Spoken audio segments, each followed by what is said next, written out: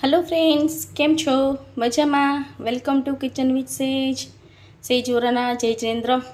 लांबा समय पछी આપણે ફરી પાછા એક નવી રેસીપી લઈને આવી ગયા છીએ।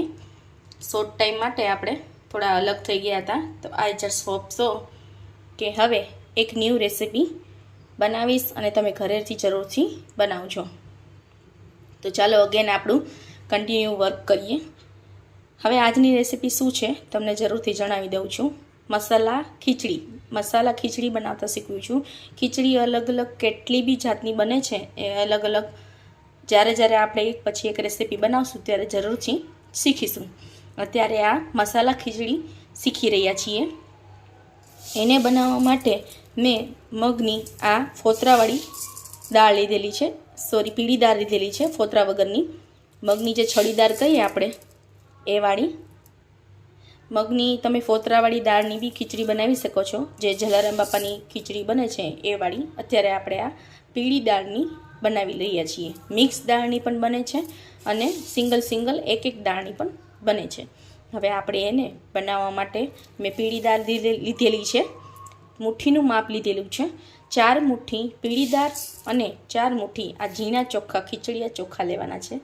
ઝીણા ભાતના ચોખા લીધેલા છે, ઝીણા। મેં 4 મુઠ્ઠી લીધેલી છે। 3 થી 4 વ્યક્તિ આરામથી શાંતિથી ખાઈ શકશે। તો હવે એને બનાવવા માટે આપણે શું કરીશું, આને 3 થી 4 પાણીએ ધોઈને એની અંદર ડૂબાડૂબ પાણી રાખીશ। પછી કેવી રીતે વઘારવાની ચલો આગળ આપણે એ જોઈ લઈએ। પહેલાં આને 3 થી 4 પાણીએ ધોઈ લઈએ। આ રીતે એક કુકર લઈને એની અંદર 4 થી 5 ચમચી મેં ઘી નાખેલું છે। ઘીમાં વઘારવાની છે આ ખીચડીને, મસાલા ખીચડીને। ઘીમાં વઘારવાથી એક ફાયદો એ થશે કે ખીચડી નીચે તળિયામાં બેસશે નહીં। આવી રીતે જીરું નાખું અને બીજો ફાયદો એ થશે કે એકદમ સ્મૂથ બનશે। આ રીતે જીરું નાખ્યા પછી આપણે ખીચડીને વઘારશું, જીરું બળી ના જાય એને ખાસ ધ્યાન રાખવું। અને હા, ગેસની ફ્લેમ તો ધીમી જ રાખવી। આ રીતે થોડું પાણી જે લીધેલું છે એને પણ એડ કરી દઈશું।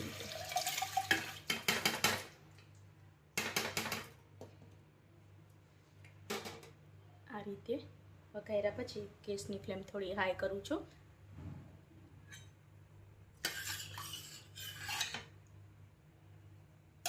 હવે એની અંદર મસાલા એડ કરીશું।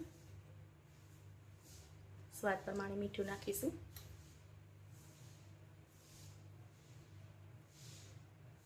થોડી હળદર નાખીશું અને મસાલા ખીચડી બનાવી રહ્યા છીએ એના માટે થોડું મરચું પણ એડ કરીશું। આ રીતે બધું જ એડ કર્યા પછી હલાવી લેવું।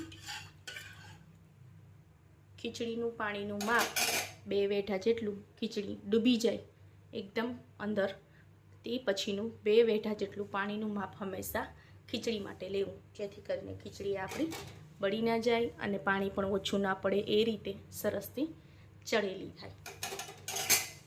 હવે આને 4 થી 5 વિસલ આપણે ફાસ્ટ ગેસે હાઈ ફ્લેમે વગાડી લઈશું। તો ખીચડી આપણી 4 થી 5 વિસલ બની જાય પછી હું તમને વિડીયોમાં બતાવું છું આપણી ખીચડી બનીને કેવી તૈયાર છે। તો ચાલો આપણે સીટી વગાડી લઈએ।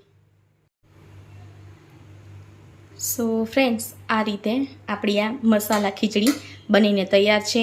મેં 4 થી 5 વિસલાની અંદર વગાડેલી હતી, આપ જોઈ શકો છો। જુઓ, ચમચો લગાડીને બતાડું છું નજીકથી। હવે તમે જોઈએ તો આની ઉપર કોરિએન્ડર પણ ભભરાવી શકો છો અને તમે જોઈએ તો જરાક આને હજી પણ લાલ મરચું નાખીને થોડીક વધારે મસાલાવાળી કરી શકો છો। અત્યારે આ ઓછા મસાલાવાળી પણ કરેલી છે। અત્યારે આ જૈન બનાવી છે, તમે આને નોન જૈન જો બનાવી હોય તો અનિયન અને ગાર્લિક, અનિયનને એકદમ ઝીણું સુધારી લેવાનું છે અને ગાર્લિકને પણ એકદમ ઝીણું સુધારીને વઘારીને પછી તમે આને આવી રીતે મસાલા ખીચડી તમે બનાવીને તૈયાર કરી શકો છો।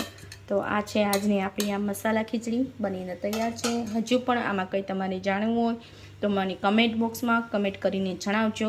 લાઇક, શેર અને સબસ્ક્રાઈબ કરવાનું ભૂલતા નહીં। Thank you for watching. Thank you friends.